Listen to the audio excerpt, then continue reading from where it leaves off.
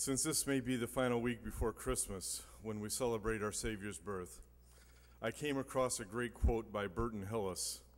He writes, "The best of all gifts around any Christmas tree is the presence of a happy family all wrapped up in each other." And so my Christmas wish to each of you today is that you will be wrapped up in the love of others and in God's love during this season. As I pondered what to say in a farewell speech, I decided, just as others have, to start with thank yous.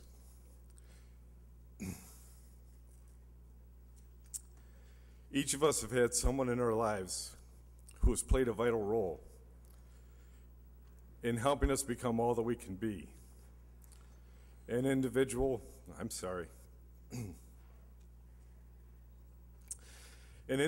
who has provided inspiration when it was needed, picked us up when we had fallen, held us when we were weak, and guided us when we lost our way. They did this and more with a level of love that we never could have imagined or felt we deserved. For me, that person for the past 30 plus years has been Janet Marie Pearce, my beautiful wife. As you all know, being in an elected office can be very hard on spouses. But Janet did an amazing job. She has, with her compassion, left a positive mark on anyone who has crossed her path. Thank you, Janet, for being a great partner. I will love you forever. My children have also been a tremendous source of inspiration, joy, and support. Troy, Emily, and our daughter-in-law, Melissa. All of you have accomplished so much in your young lives, and you have made us so proud in more ways than we can imagine. Mom and I know God has great things in store for each of you in the years to come. Thank you for everything, and yes, we are still praying and loving you each and every day. Abby and Haley, you are the two most beautiful little girls in the world.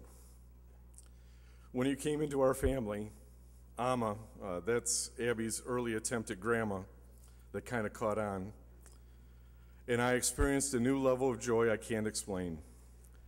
Finian, we have barely had a chance to get to know you, but it's great to know that you'll carry on the Pearce name. You two brought incredible joy into our lives. God has placed you all in a wonderful family, and please know that you are greatly loved. Thank you for being a part of our lives. To my Lansing office team, Christine, Tiffany, and now Chase, you have served the 73rd District with a level of professionalism and care that has never been achieved before. Your dedication and commitment has been the envy of many of my colleagues. Thank you for your service. To the sergeants, to the clerks and their staff, to the support staff who all play a vital role here in the House, thank you for your friendship and your dedication to your jobs and to this great state. To the citizens of the 73rd District, what a privilege it has been to serve you. I have taken that privilege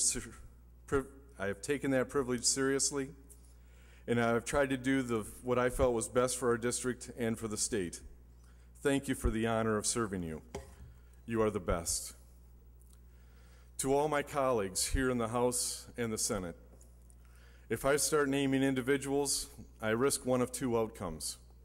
I will either hold the record for the longest farewell speech, or I will miss thanking someone who should not have been missed. So let me simply thank all of you. It has been a true highlight of my life to serve with you. Since early this term, I have been on a personal journey that has helped clarify some very important things for me.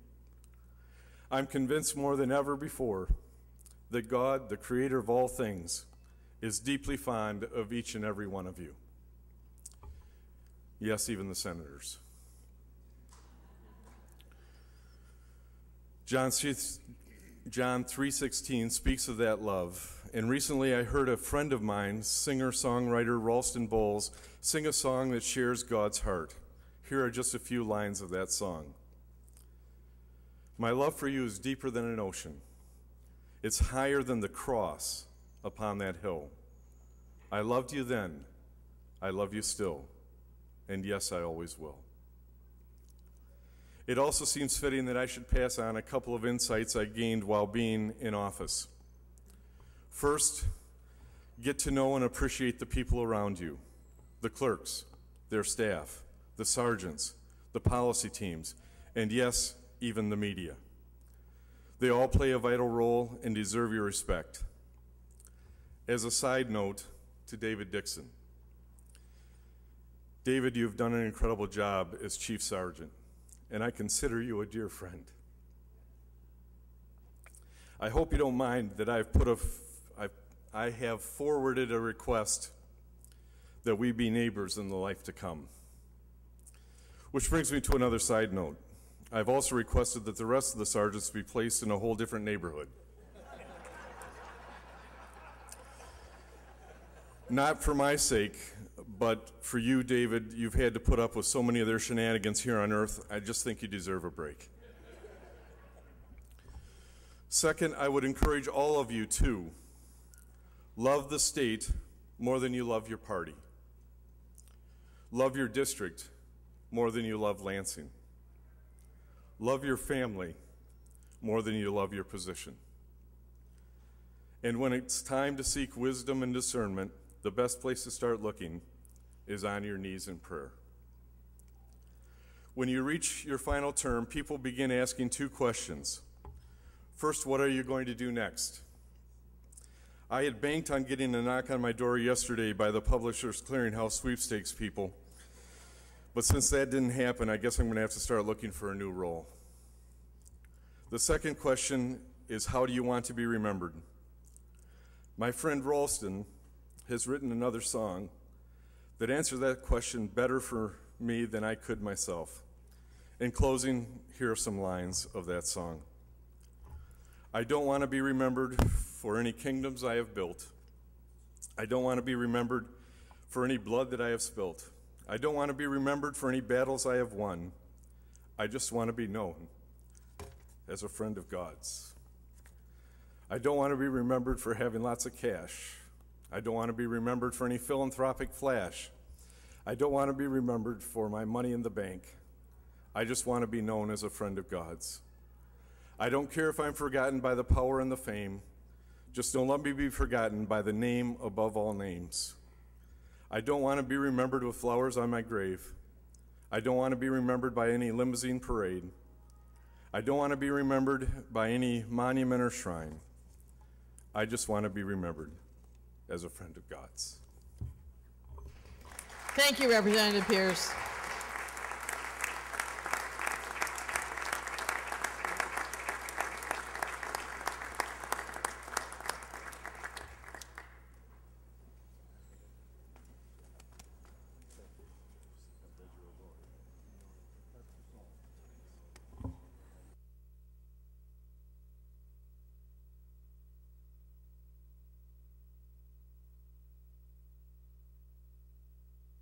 Chair recognizes Representative Crawford.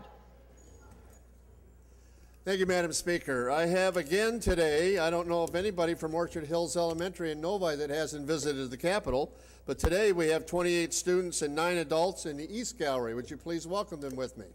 With the guests of Representative Crawford, please rise. Members, let's welcome them to the Michigan House of Representatives. Welcome, students.